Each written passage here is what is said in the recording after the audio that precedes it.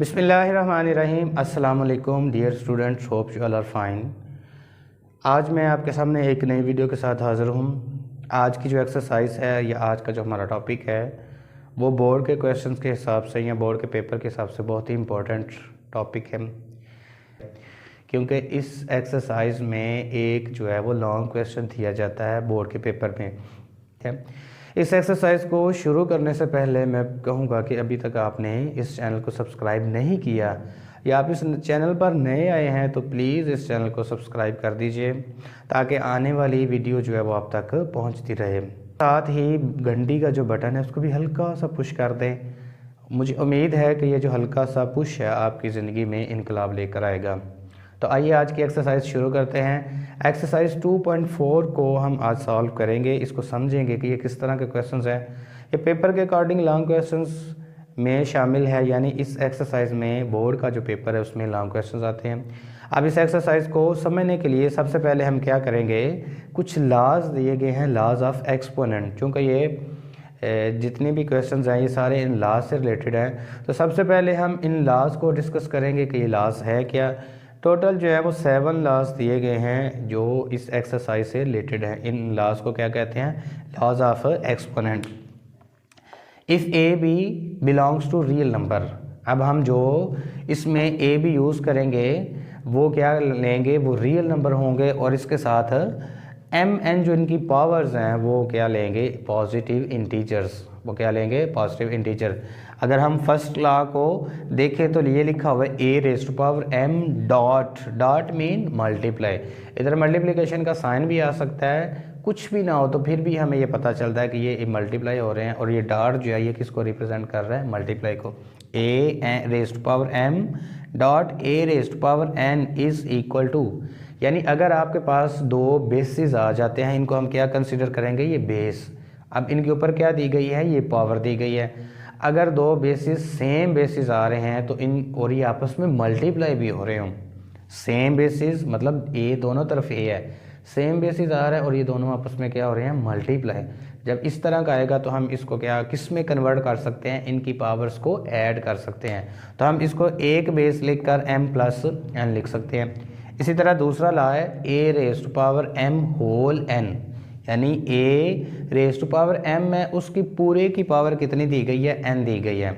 इसका क्या मतलब है कि ये दोनों अगर ब्रैकेट्स आ रहे हैं तो इस तरह के चूँकि क्वेश्चंस आने हैं तो ये दोनों आपस में क्या कर रहे हैं, मल्टीप्लाई आ रहे हैं, इस मल्टीप्लाई कर रहे हैं। तो इस तरह का हम क्या कह सकते हैं कि ये ए किसके इक्वल आ जाएगा, A raise to power M N, यानी एम और एन आपस में जो पावर्स हैं वो क्या कर लेंगे, मल्टीप्लाई कर लेंगे।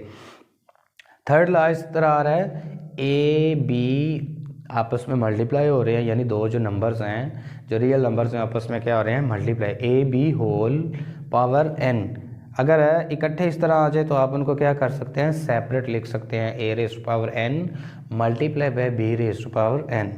4 वाला लॉ जो है ए ओवर बी, यानी अब दो डिफरेंट बेस आ रहे हैं। देखिए ऊपर ए है नीचे बी है, तो दो डिफरेंट बेस आ रहे हैं। अगर इनकी पूरे की पावर लगी हो तो आप क्या कर सकते हैं, ऊपर वाला जो न्यूमरेटर है उसकी पावर सेपरेट कर सकते हैं, जो डिनोमिनेटर है उसकी पावर सेपरेट करके लिख सकते हैं।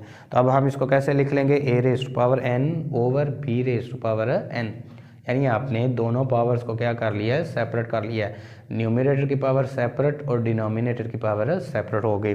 उसके बाद क्वेश्चन नंबर लॉ नंबर 5 जो है वो क्या है कि अगर दो बेसिस दिए गए हैं जिनकी डिफरेंट पावर्स हैं, जैसे ए रेज़ टू पावर एम और ओवर में क्या है, A raise to power N. अब ओवर वाले को आप क्या कर सकते हैं, नीचे से, चूँकि बेसिस सेम है, ऊपर भी ए है नीचे भी है, अगर बेस सेम है तो पावर्स आप नीचे से ऊपर भी लेके जा सकते हैं, ऊपर से नीचे भी लेके आ सकते हैं। तो इसमें हमें क्या ये बता रहा है कि अगर आपका बेस सेम है तो पावर्स आप नीचे से ऊपर ला सकते हैं। तो जब नीचे से चूँकि पॉजिटिव है तो ऊपर आके क्या हो जाएगी, नेगेटिव की फॉर्म में आ जाएगी। लेकिन अगर नीचे नेगेटिव हो तो आप ऊपर जब लेकर आएंगे तो उसको आप पॉजिटिव की फॉर्म में लिख लेंगे। 6 वाला ला है A raise power N A raise power 0 is equal to 1, यानी किसी भी रियल नंबर की जो पावर है 0 आ जाए तो उसकी वैल्यू जो है वो क्या कंसिडर की जाती है, 1 कंसिडर की जाती है, यानी वो 1 के इक्वल आ रहा है। तो लास्ट वाला ला है A raise power minus N, ये इससे मिलता जुलता ही है कि अगर किसी भी रियल नंबर की पावर जो है वो नेगेटिव में आ रही है तो आप उसको पॉजिटिव कर सकते हैं। पॉजिटिव करने के लिए क्या करेंगे, आप उसको उल्ट कर देंगे। अब ये A raise to power minus N है, जब आप उसको उल्ट लिखेंगे तो ये 1 over A raise to power N आ जाएगी। तो अब ये डियर स्टूडेंट्स ये 7 लॉस थे जी। तो डियर स्टूडेंट्स अब हम एक्सरसाइज 2.4 जो है उसका क्वेश्चन नंबर 1 है उसको सॉल्व करेंगे। सॉल्व तो करना है लेकिन इन्हीं लॉस को आप मद्देनज़र रखेंगे, यानी इनको साथ साथ यूज़ करेंगे और मेंशन करेंगे कि कौन सा लॉ कहाँ पर आप यूज़ कर रहे हैं। तो क्वेश्चन नंबर 1 जो है इसका एक्सरसाइज का क्वेश्चन नंबर 1 है use laws of exponent to simplifies. इनको सिंप्लीफाई करना है लेकिन लॉज कौन सा यूज़ करने हैं, ये जो 7 लॉज दिए गए हैं इन्हीं को हम यूज़ करेंगे। तो क्वेश्चन नंबर 1 इसका लिख लेते हैं 243 पावर में 2/3 multiply by 32 raise to power -1/5 divided by 196 के रूट, इसकी पावर क्या दी गई है -1। तो जो डियर स्टूडेंट्स ये क्वेश्चन नंबर 1 है इसको हम सॉल्व करेंगे और उन्हीं लॉज को देखते हुए हम इस्तेमाल करेंगे, इनको सॉल्व करेंगे। सबसे पहले क्या करना है, हमने सिंप्लीफाई करना है। तो सिंप्लीफाई करने के लिए जैसे देखें ये 243 है, हम इसको छोटा करेंगे।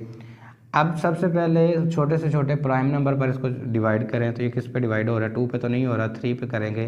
3 8 टाइम 24, 3 1 टाइम, उसके बाद 3 2 time 6, 3 9 time 3 7 time 21, 3 9 time 27, 3 9 time 3 3 time 9 और 3 1 टाइम। अब अगर इसको देखें तो ये हमारे पास क्या आ रहा है 3 रेज़ टू पावर 1 2 3 4 5। इसकी जगह पर हम ये लिख लेंगे -2/3 हमने वैसे का वैसा उसके ऊपर लिख लिया। अब हम इसको इरेज कर देते हैं। इसके साथ उसके बाद हमारे पास आ रहा है 32। इसको भी उसी तरह हम इसे छोटी तकसीम कहते हैं, तो छोटी तकसीम से इसे भी हम छोटा कर लेंगे। ये 2 16 टाइम, उसके बाद 2 8 टाइम, फिर 2 4 टाइम, फिर 2 2 टाइम और फिर 2 1 टाइम। अब ये अगर देखा जाए तो ये आपके पास आ रहा है 2 रेज़ टू पावर 5। चूँकि ये 2 multiply by 2 multiply by 2 multiply by 2 और 2 आ रहा है, तो इसको आप इकट्ठा लिख सकते हैं, तो पावर्स इनकी ऐड हो जाएंगी, जिसको आप क्या कहते हैं इंडेक्स नोटेशन कहते हैं। तो बाहर इसकी पावर कितनी दी गई है 1/5 इसकी पावर दी गई है। इसको भी इरेज कर लें यहाँ से। अब इसके जो नीचे दिया गया है 196, इसको अगर हम देखें छोटा करना चाहें तो उसी तरह छोटा कर सकते हैं, लेकिन अगर वैसे देखें तो ये 196 जो है ये किसके इक्वल होता है 14 स्क्वायर के। तो इसकी जगह पर हम ऐसे लिख लेते हैं 14 स्क्वायर, ऊपर स्क्वायर रूट वैसे यूज़ कर लेंगे। अब ये देखें ये दोनों पावर्स आपस में इनकी कटिंग नहीं हो रही, ये पावर जो है इसके साथ, तो आप डायरेक्ट इसको मल्टीप्लाई कर लेंगे। ये आ जाएगा 3 5 2 time 10 divided by 3 multiply by, इसको अगर देखें तो ये तो डायरेक्ट काट रहे हैं, तो ये आ जाएगा 2 - 1। साथ साथ सिंप्लीफाई करते जाएं ताकि आपको इसका सलूशन मिलता जाए। अब हम इस 2 को इसके साथ मल्टीप्लाई कर देते हैं, ये आ जाएगा 14 - 2। स्क्वायर रूट जो है ये हम जानते हैं, स्क्वायर रूट जो है किसके इक्वल होता है, इसकी पावर जो है 1/2 के इक्वल होती है। तो अब इस सारे की पावर हम क्या लगा लेंगे 1/2। अब जब आप 1/2 लगाएंगे तो ये देखें तो ये भी आपस में कट रहा है।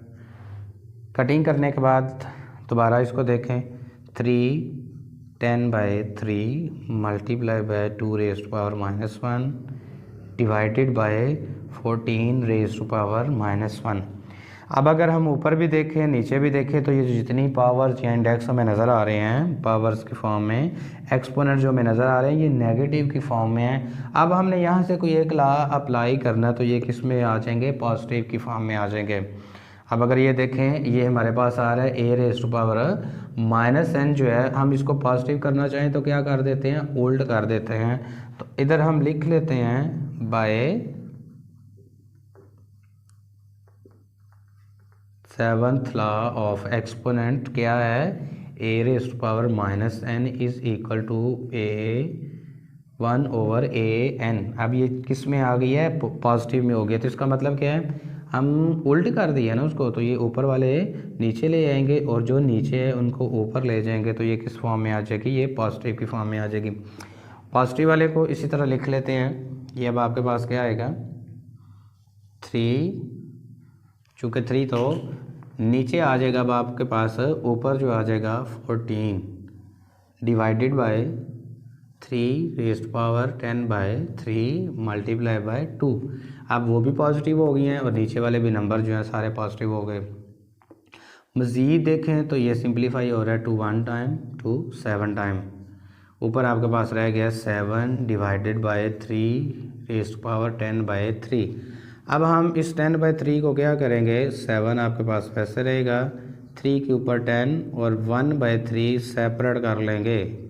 देखें 10 को 1/3 से मल्टीप्लाई करें तो ये 1 इससे मल्टीप्लाई कर जाएगा, तो ये किसके इक्वल आ जाता है दोबारा 3 10/3। तो 10/3 को हम इस फॉर्म में भी लिख सकते हैं, इधर हमने इसी फॉर्म में लिख लिया। अब हमने इसको छोटा करना है, 3 की 10 जो है इधर ही छोटा कर लेते हैं। ये 7 तो वैसे ही आ जाएगा आपके पास, 3 10 ये देखें 3 3, चूँकि हमें ये देखें एक क्लू मिल रहा है यहाँ से कि यहाँ से इसकी जो इसकी कटिंग हो सकती है। तो आप लिखेंगे 3 मल्टीप्लाई बाय फिर 3 और 3। अब ये पावर जो है आपने इनको क्या कर दिया, सेपरेट कर दिया। जैसे हम ये फर्स्ट लॉ यूज़ करते हुए पावर्स को ऐड कर सकते हैं, इसी तरह दोबारा अगर इस तरफ आए तो आप पावर सेपरेट भी कर सकते हैं। तो अब ये आपके पास क्या आ रहा है, जब इस सारे की पावर कितनी है 1/3। अब इसमें से देखें 1 2 3 ये तीनों जो है ये इसके साथ कट जाएंगे, ये नहीं कटेगा, इसको हम वैसे का वैसे लिख लेंगे। यह आ जाएगा 3 1/3, एक इधर लिख लेते हैं 3 1/3, 2 हो गए। उसके बाद फिर एक 3 1/3 और लास्ट वाला जो है 3 की 1 1/3। ये देखिए ये 3 की 3 कट जाएगा, ये भी 3 3 कट जाएगा, ये भी 3 3 कट जाएगा। इसकी पावर 1 है, ये कटेगा नहीं। इधर आपके पास क्या लिखा जाएगा 3 मल्टीप्लाई बाय 3 मल्टीप्लाई बाय 3। अब 3 की 1/3 क्यूब जो है, ये 1/3 ये किसके इक्वल होता है, क्यूब रूट के। तो हम इसको डायरेक्ट क्या करेंगे, क्यूब रूट की फॉर्म में लिख लेंगे। अब इनको मल्टीप्लाई करके देख लें, 3 3 टाइम 9 9 3 टाइम 27। तो जब आपका आंसर आएगा 27 इंटू 3 क्यूब रूट। अब ये आपका आंसर किस क्वेश्चन का आ रहा है, फर्स्ट क्वेश्चन का। जी तो डियर स्टूडेंट्स, क्वेश्चन नंबर जो 1 है हमने उसका पार्ट 2 अब शुरू करना है। पार्ट 2 उसका क्या है, अब इसमें आपको कांस्टेंट नंबर भी दिए गए हैं और वेरिएबल्स भी दिए गए हैं। तो अब आप सबसे पहले स्टेप में हम क्या करेंगे, कांस्टेंट नंबर को सेपरेट कर लें, 2 मल्टीप्लाई बाय -8, ये आपके पास सेपरेट आ जाएंगे। पीछे आपके पास क्या आ जाएंगे, 2 जो वेरिएबल्स हैं वो आपस में मल्टीप्लाई करेंगे, तो ये आ जाएगा x5 डॉट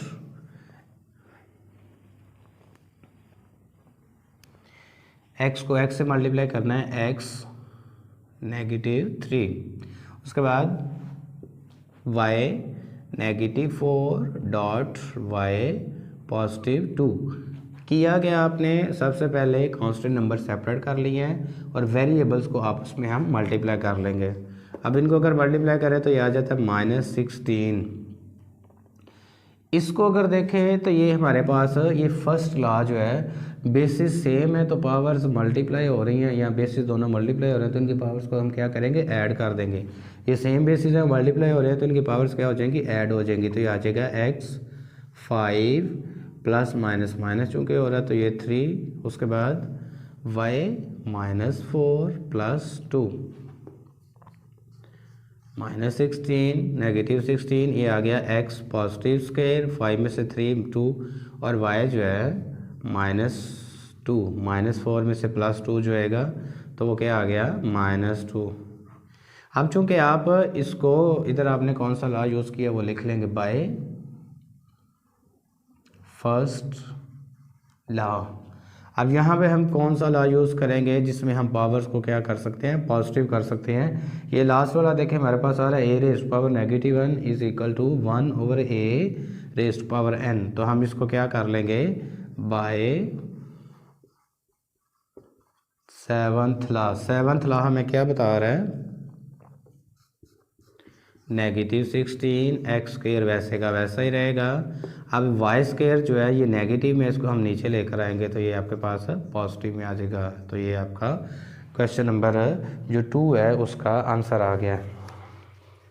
इसके बाद क्वेश्चन नंबर 3 है, उसको भी आपने सेम इसी पैटर्न पर सॉल्व करना है। क्वेश्चन नंबर 3 जो है देखिएगा ज़रा, अब इसमें भी ऊपर वेरिएबल्स दिए गए हैं, नीचे भी वेरिएबल्स दिए गए हैं। अब आपने क्या करना है, सबसे पहले तो नीचे वाले वेरिएबल्स को ऊपर ले आएँ। इससे क्या होगा, आपके पास एक सीक्वेंस आ जाएगा, इकट्ठी वैल्यूज़ आ जाएंगी। तो पॉजिटिव वाले नेगेटिव हो जाएंगे या नेगेटिव वाले जो हैं वो पॉजिटिव हो जाएंगे। तो अब हमने किया क्या है कि नीचे वाले जो सारे हैं डिनोमिनेटर में दिए गए, हम उनको ऊपर ले आएंगे। इधर इसको पहले सॉल्व करते हैं। फर्स्ट स्टेप ये आ जाएगा x -2 वैसे दिया गया, नीचे वाला x4 ऊपर आकर -4 हो जाएगा। उसके बाद है y -1, नेक्स्ट जो है नीचे वाला y -3 ऊपर आकर +3 हो जाएगा। इधर c -4 और ऊपर 0 जो है ये आकर माइनस में हो जाएगा। अब देखें इधर हमने एक लॉ अप्लाई किया, इस सारे की पावर कितनी है, -3। इधर हमने कौन सा लॉ यूज़ किया है जिसमें हमने नीचे वाली पावर्स को ऊपर लेके आ गए हैं। जैसे ये देखें ये, अब इधर भी बेसिस सेम थे, ये वाला लॉ नंबर जो है 5 बेसिस सेम है, तो पावर्स को हमने क्या किया, ऊपर ले आए हैं। इधर भी साथ फिर आप यहाँ लिख लेंगे बाय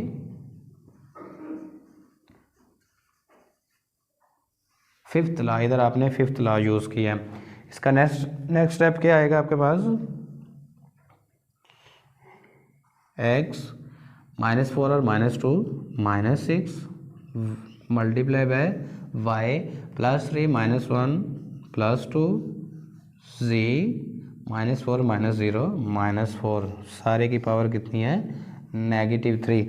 अब ये -3 इसके साथ क्या हो रहा है, मल्टीप्लाई हो, मतलब पावर को आप मल्टीप्लाई करेंगे। ये इधर भी आप लॉ यूज़ कर रहे हैं, ये वाला देखें कि पावर की पावर जब दी गई है तो बाहर ब्रैकेट के बाहर जो पावर है वो आपस में क्या कर रहे हैं, मल्टीप्लाई कर रहे हैं। तो इधर हम लिख लेंगे बाय सेकंड लॉ। इधर आपने ये सेकंड लॉ अप्लाई किया है तो ये आपस में क्या हो रहे हैं, मल्टीप्लाई कर रहे हैं। इसको मैं इसके आगे सॉल्व कर लेता हूँ। ये आपके पास आ जाएगा x -6 -3, उसके बाद 5 +2 है, तो किससे मल्टीप्लाई कर रहा है, -3। सबको सेपरेट करके लिख लिया।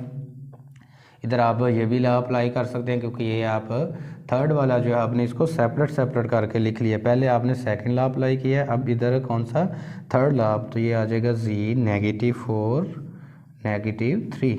इसमें आपने कौन सा लॉ अप्लाई किया जिसमें सब को आपने बेसिस इकट्ठे थे तो आपने पावर चूँकि सेम थी तो आपने उनको सेपरेट कर लिया। इधर आप ये लिख सकते हैं बाय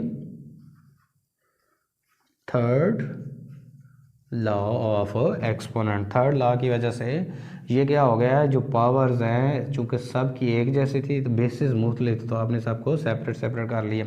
अब ये आपस में क्या हो रही हैं, ये आपस में मल्टीप्लाई हो रहे हैं। तो ये आ जाएगा x माइनस माइनस आपके पास क्या आ जाएगा, +6 3 टाइम 18 डॉट माइनस, अब y जो है 2 multiply by -3 -6 dot z minus +4 3 time 12।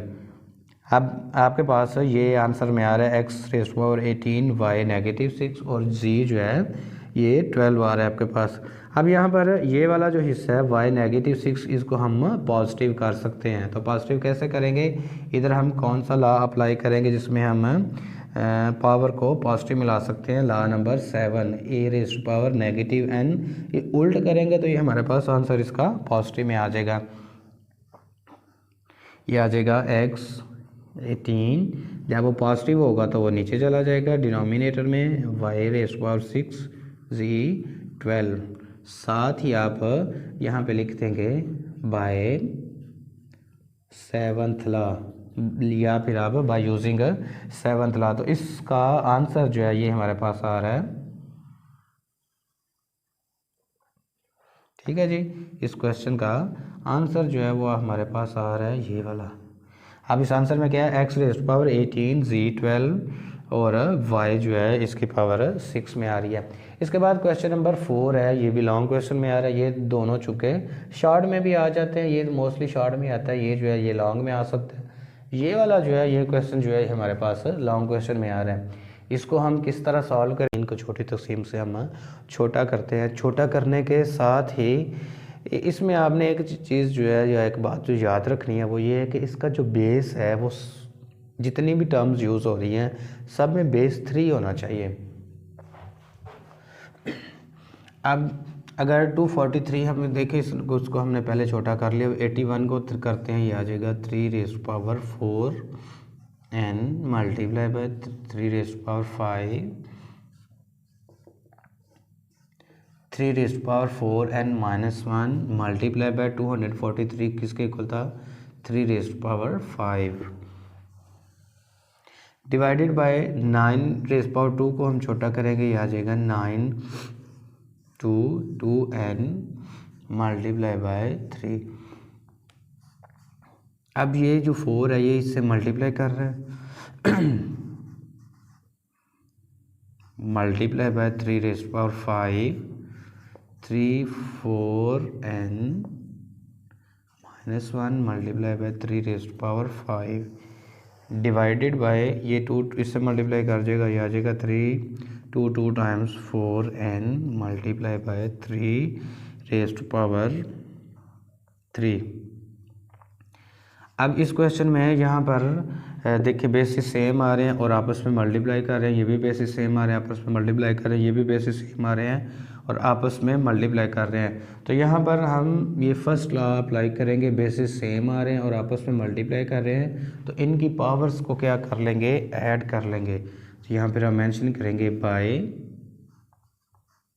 First law of exponent, इसके अकॉर्डिंग क्या आएगा 3 4n + 5 3 4n -1 + 5 क्या किया हमने, इनकी पावर्स को ऐड कर लिया, तो ये नीचे आ जाएगा 3 4n + 3। अब यहाँ से थोड़ा सा डिफरेंस आएगा, 5 को -1 के साथ सॉल्व जब करेंगे तो ये आपके पास आ जाएगा 4n + 5 3 4n + 5 में से -1 को सब्ट्रैक्ट करेंगे, पीछे आ जाएगा +4 डिवाइडेड बाय हमारे पास वही आ जाएगा 3⁻4n + 3। इसका ये बाकी हिस्सा हम यहाँ पे इस साइड पे सॉल्व करते हैं। अब अगर देखें यहाँ तो पर इसकी पावर जो है 4n + 4 है।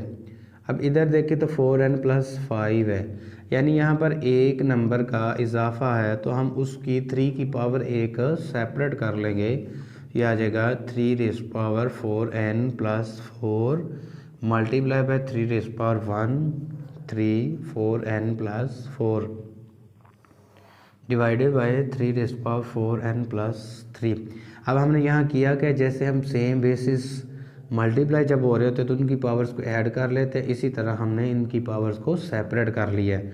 सेपरेट किस लिए किया है, ताकि ये वाला जो हिस्सा है और ये वाला हिस्सा है इसको हम क्या कर सके, कॉमन ले सके।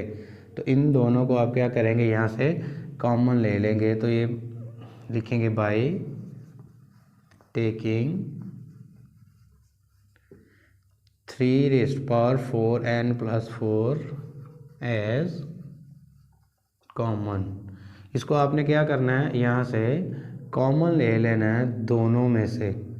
कॉमन तो वो चीज़ निकाली जाती है जो एक जैसी हो। तो अब ये बाहर निकल आएगा, इसे लिख लेंगे 4n+4, पीछे अब रह गया ये मल्टीप्लाई बाय 3, इस सारे की पावर चूँकि ये सारा बाहर निकल गया, इसकी जगह पर क्या आ जाएगा -1 डिवाइडेड बाई 3⁴n+3।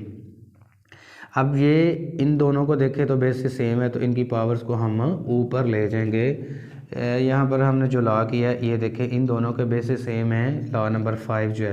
तो ये जो पावर्स हैं ये ऊपर नीचे वाली जो है उसको ऊपर ले जाएंगे। अगर नीचे पॉजिटिव है तो ऊपर नेगेटिव हो जाएगी, अगर नीचे नेगेटिव है तो ऊपर जाकर पॉजिटिव होगी। तो इधर हम लिखेंगे by 5th law of exponent. 5th law हमें क्या बताता है कि नीचे से बेसिस सेम है तो पावर्स आप ऊपर लेके जा सकते हैं। तो ये आ जाएगा ऊपर 4n+4। अब ये वाली पावर पॉजिटिव है तो ऊपर जाके नेगेटिव हो जाएंगे, ये आ जाएगा -4+3 मल्टीप्लाई बाय 3 में से 1 को माइनस कर देंगे, पीछे रह जाएगा 2। अब ये -4n+4 कट जाएगा, पीछे आपके पास अब रह गया 4 प्लस ये माइनस हो जाएगा ऊपर जाके, ये भी माइनस, तो 4 - 3 मल्टीप्लाई बाय 2। 4 - 3 करेंगे तो ये 3⁴ में से 3 1 आ जाएगा मल्टीप्लाई बाय 2। तो जब आप 3 को 2 से मल्टीप्लाई करेंगे तो 6 आपका आंसर आ जाएगा। नंबर 2 जो है इसको सॉल्व करते हैं, वो भी इन्हीं लॉज को जहन में रखते हुए क्वेश्चन नंबर 2 जो है वो सॉल्व करेंगे।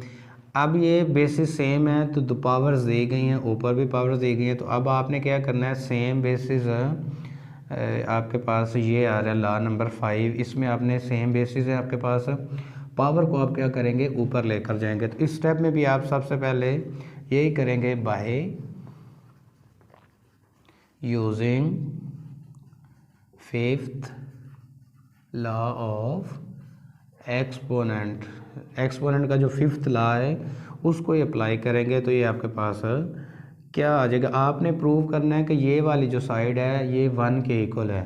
तो हम इसी साइड को सॉल्व करते हैं by solving left hand side. ये लेफ्ट हैंड साइड है, इसको सॉल्व करते हैं। ये दिया गया x⁴a।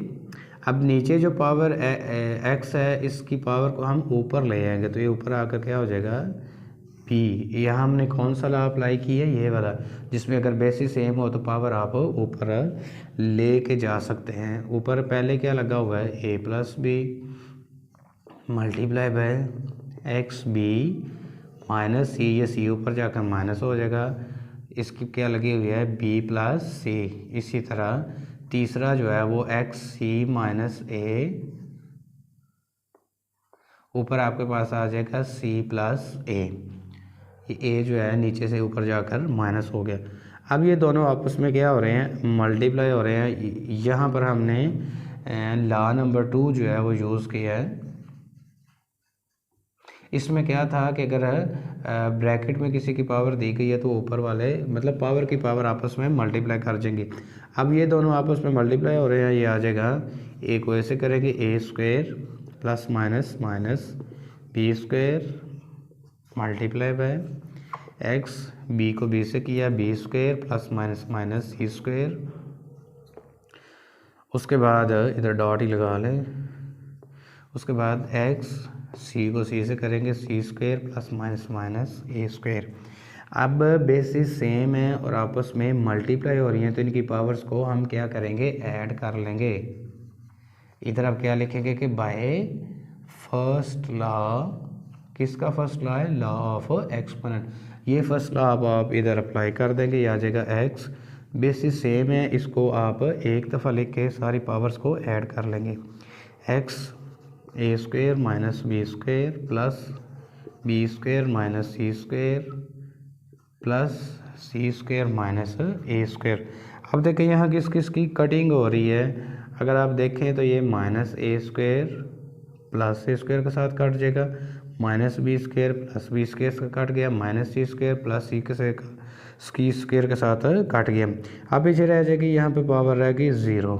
अब यहाँ पे हम लिखेंगे बाय यूजिंग, कौन सा लॉ अब इधर अप्लाई करेंगे, by using sixth law. Sixth law में अब क्या था आपके पास कि अगर किसी की पावर 0 आ जाती है तो वो किसके इक्वल हो जाता है, वो 1 के। तो अब ये इसकी पावर चूँकि ये किसके इक्वल है, 0 के पावर है, तो ये 1 के इक्वल इसका आंसर आ जाएगा। यानी आप इसको इस तरह लिख सकते हैं बाय 1। तो अब जब ये 1 के इक्वल आ जाएगा तो हमारा आंसर ये आ गया। सो इधर हम लिख सकते हैं it is proved that left hand side is equal to right hand side. Left hand side पे क्या था आंसर, ये वाला था। इसको जब हमने प्रूव किया तो ये किस साइड पे आ गया, राइट हैंड साइड पे जो आंसर है 1 उसके इक्वल आ गया। यानी 1 is equal to 1। Question number 3 है, इसको 3 का जो पार्ट 1 है उसको हम सॉल्व करते हैं। सिंपल क्वेश्चन है, मुश्किल नहीं है, आसान है। इसको भी हमने छोटा करना है। ये सबसे पहले क्या लिखेंगे, 2 रेज़ पावर 1/3 मल्टीप्लाई बाय 27 को जब छोटा करेंगे तो ये आ जाएगा 3 रेज़ पावर 1/3 मल्टीप्लाई बाय 60 को हम छोटा नहीं करते क्योंकि हमने कटिंग करनी है, तो इसको हम ऐसे ही इसकी कटिंग कर लेंगे।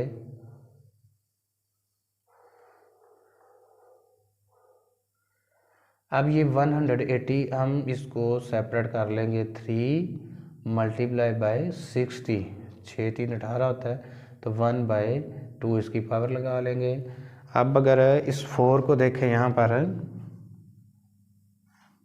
तो ये आपके पास आ जाएगा 2 rays power 2 minus 1/3 multiply by 9 square को क्या 9 को क्या करेंगे 3 स्क्वायर बनाएंगे तो 1/4 आपके पास आ गया। ये 2 1/3 वैसे ही आ गया। ये 3 रेज़ पावर 3 1/3 भी वैसे आ गया। 60 को हमने छेड़ा ही नहीं, ये वैसे ही 1/2 रेज़ पावर इसके साथ आ गई। अब ये दोनों सेपरेट कर लेंगे, ये आ जाएगा 3 1/2 सेपरेट कर लिया और 60 1/2 सेपरेट कर लिया। चूँकि ये इधर आपने वैसे ये वाला लॉ जो है वो अप्लाई किया है जहाँ पर है ये दो बेसिस मल्टीप्लाई हो रहे हैं, डिफरेंट बेसिस हैं, तो इनकी पावर 1 है तो आप इनको डिफरेंट करके लिख सकते हैं, सेपरेटली लिख सकते हैं। ये भी 2 बेसिस हैं, इनकी पावर 1 ही, तो आपने दोनों के साथ अलग-अलग पावर लगा ली। अब ये 2 इससे मल्टीप्लाई कर रहे हैं, ये आपके पास आ जाएगा -2/3। अब ये आपके पास रह गया 3 स्क्वायर 1/4। यहाँ पर अब आपने क्या करना है, इनकी कटिंग करनी है, जिसकी आपस में कटिंग हो रही हो। अगर आप देखें तो ये 3 3 के साथ कट रहा है, ये 60 वाला इस सारे 60 के साथ कट रहा है, ये 2 1 टाइम और 2 2 टाइम आपस में कट गए। अब ऊपर वाले में सबसे पहले हमारे पास आ जाएगा 2 रेज़ पावर 1/3 मल्टीप्लाई बाय ये वाला 3, बस बाकी सारे कटिंग होगी। बाकी नीचे क्या रह गया 3 1/2 डॉट मैंने मल्टीप्लाई बाय 2/3 और मल्टीप्लाई बाय 3 1/2। ऊपर आपके पास ये चीज़ें बच गई हैं, ये वाले नंबर्स नीचे आपके पास है, ये टर्म्स बच गई हैं। अब आपने यहाँ से क्या करना है, देखें अभी भी 2 जो है और ये नीचे वाला 2 इनके बेसिस सेम है, ये दोनों सेम बेसिस हैं, तो ये नीचे माइनस है, इसको हम ऊपर ले जाएंगे। तो इधर आप क्या लॉ अप्लाई करेंगे, कौन सा लॉ होगा, बाय यूजिंग, जिसमें आपके पास नेगेटिव हो तो ऊपर आकर पॉजिटिव हो जाए। ये आपके पास सेम बेसिस वाला जो लॉ है, law number 5, by using 5th law, इसके ज़रिए आप इसको ऊपर जाके पॉजिटिव कर सकते हैं। तो ये आपके पास आ जाएगा 2 rays power 1/3 plus 2/3 multiply bye 3, ये वाला डिवाइडेड बाय 3 1/2। अब चूँकि ये बेसिस सेम है तो इनकी पावर्स भी ऐड हो जाएंगी। अब इनका सेपरेटली यहाँ पे सॉल्व कर लेते हैं। 1/3 प्लस 2/3, जब आप इसका एलसीएम लेंगे तो 3 आ जाएगा, ये आ जाएगा 1/1 प्लस 2 इज़ इक्वल टू 3/3, या कटिंग हो जाएगी 1 आ गया। यानी ऊपर आपके पास इस सारे को सॉल्व जब करेंगे तो आपके पास क्या आंसर आ रहा है उसका, 2 rays power 1 multiply by 3 divided by, इसी तरह 1/2 प्लस 1/2 का आप एलसीएम ले लें, 1/2 प्लस 1/2, 2 एलसीएम आ जाएगा, ये आ जाएगा 1 + 1 = 2/2 = 1। तो नीचे जो है वो पावर में क्या आंसर आ रहा है, इसका भी 1 आ जाएगा। अब ये एक जैसे ये दोनों काट गए तो आपका पास इसका जो आंसर है वो 2 आ गया। यानी इस तरह का जो क्वेश्चन नंबर 3 है उसका हमने पार्ट 2 करना है और पार्ट 3 करना है और पार्ट 4। अब पार्ट 2 जो है ये तो लॉन्ग क्वेश्चन में आता है और ये लॉन्ग क्वेश्चन के तौर पर करेंगे, और उसके बाद है पार्ट नंबर 3 और जो 4 है ये शॉर्ट क्वेश्चन में आते हैं। इनको आपने उसी तरह करना जैसे शॉर्ट क्वेश्चन करते हैं। अब ये जो है 216, क्योंकि इस एक्सरसाइज के सारे क्वेश्चन एक जैसे ही हैं, इसको भी हम 216 को छोटा करके देखते हैं। ये आपके पास क्या आएगा, वैसे ये आता है 2 की 3 × 3 की 3 चेक करते हैं। छोटी तकसीम से देखते हैं, 2 1 टाइम 2 छोटा 0 लगेगा, 2 8 टाइम 16, उसके बाद 2 5 टाइम 2 4 टाइम 2 27 टाइम। अब 3 पे जाएगा, 3 9 टाइम 3 3 टाइम और 3 1 टाइम। ये आपके पास आ गया 2 raised to power 3 × 3 raised to power 3। जब आपने इसको सॉल्व किया 25 को छोटा करेंगे तो आपके पास आ जाएगा 5²। तो हम इसकी जगह पर इसकी जो वैल्यू है जो ये है इनको हम इस्तेमाल करते हैं। ये आपके पास आ गया 2 × 2 raised to power 3 × 3 raised to power 3, दोनों की क्या है 2/3। नीचे करके लिख लेते हैं, ज़रा क्लियर हो जाएगा। 2 raised to power 3 × 3 raised to power 3 whole power 2/3। इधर आपके पास आ जाएगा 5² 1/2 डिवाइडेड बाय। अब आपके पास डेसिमल आ रहा है तो आपने ये डेसिमल ख़त्म करना है। आपको पता है डेसिमल पॉइंट के बाद अगर 2 डिजिट्स हों तो आपने क्या करना है, उतने, चूँकि ये 0 तो लगेगा नहीं, 4 लगाकर आप क्या करेंगे 100 बार आपने इसको डिवाइड कर दिया। ये आ गया -1/2 आपके पास। इस सारे का आपके पास क्या है स्क्वायर रूट, तो आप स्क्वायर रूट वैसे का वैसे लगा लें। अब अगर आप यहाँ इस देखो तो यहाँ पर कौन सा ला जो है वो अप्लाई किया जा सकता है, जिसमें 2 डिफरेंट बेसिस हैं लेकिन पावर सेम है, तो आप उसको इकट्ठा करके लिख सकते हैं। ये देखिए ये 2 डिफरेंट बेसिस हैं लेकिन इनकी पावर एक ही है, तो आप इन दोनों को इकट्ठा भी लिख सकते हैं और दोनों को अलग-अलग भी लिख सकते हैं। तो इसको हम यहाँ पर कर लेंगे 2 3 टाइम आपके पास आ जाएगा 6³ और 2/3। इसको 5² को वैसे रहने दें 1/2। अब इनकी कटिंग कर लें, अगर इधर एक साइड पे करके कटिंग करते हैं तो ये आ जाएगा 4 1 टाइम 4 4 25 टाइम आपके पास आ जाएगा। तो ये आपके पास आ गया डिवाइडेड बाय 1/25 -1/2। अब इस सारे के ऊपर क्या है स्क्वायर रूट।